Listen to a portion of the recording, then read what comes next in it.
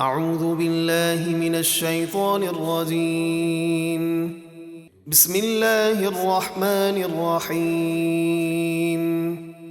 حرمت علیکم امہاتکم وبناتکم واخواتکم وعماتکم وخالاتکم وبنات الاخ وبنات الاخت وامہاتکم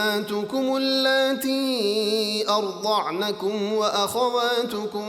من الرضاعة وامہات نسائکم وربائبکم اللاتی فی حجورکم من نسائكم اللاتي دخلتم بهن فإن لم تكونوا دخلتم بهن فلا جناح عليكم وحلائل أبنائكم الذين من أصلابكم وأن تجمعوا بين الأختين إلا ما قد سلف ان اللہ کان غفورا رحیما۔ حرام کی گئیں تم پر یعنی جن سے نکاح نہیں ہو سکتا ہے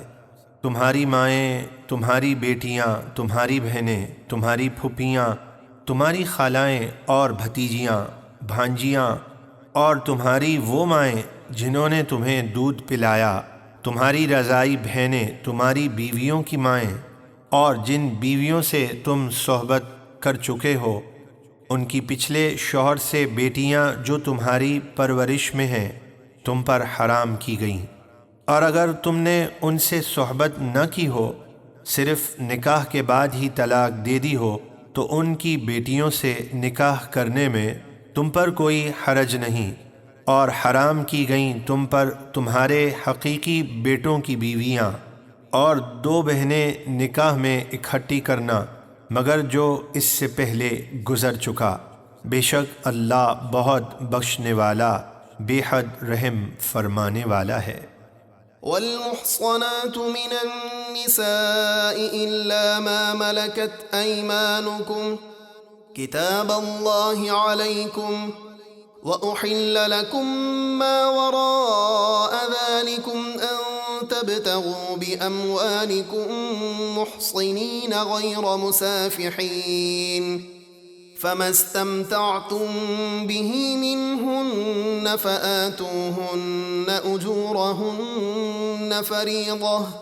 ولا جناح عليكم فيما تراضيتم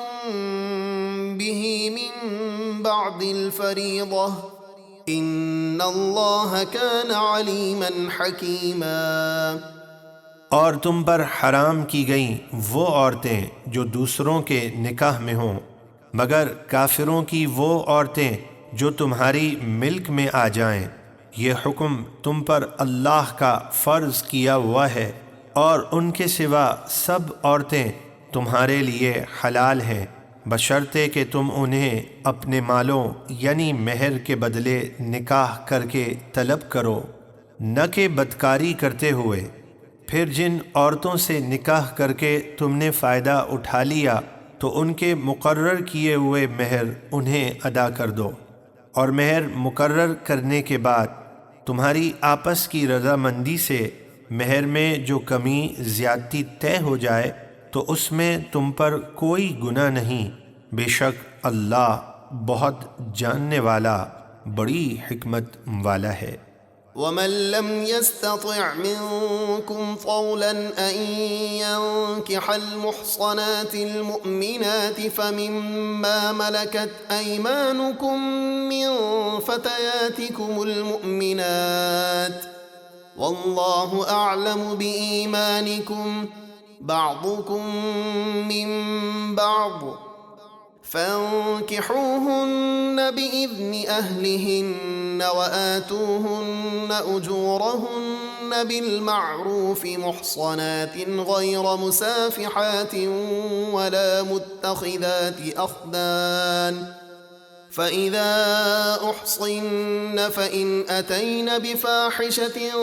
فعليهن نصف ما على المحصنات من العذاب ذلك لمن خشي العنت منكم وَأَن تَصْبِرُوا خَيْرٌ لَكُمْ وَاللَّهُ غَفُورٌ رَحِيمٌ۔ اور تم میں سے جو شخص ایمان والی آزاد عورتوں سے نکاح کی مالی طاقت نہ رکھتا ہو تو وہ مسلمانوں کی ایماندار کنیزوں سے نکاح کرے، اور اللہ تمہارے ایمان کو خوب جانتا ہے۔ تم آپس میں ایک ہو تو ان کنیزوں سے نکاح کرو ان کے مالکوں کی اجازت سے، اور دستور کے مطابق انہیں ان کے مہر ادا کرو،